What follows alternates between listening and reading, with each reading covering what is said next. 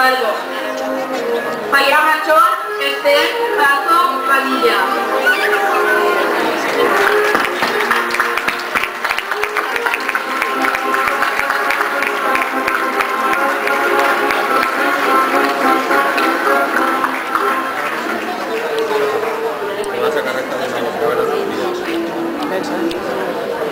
Bien, vamos a ver a las tías.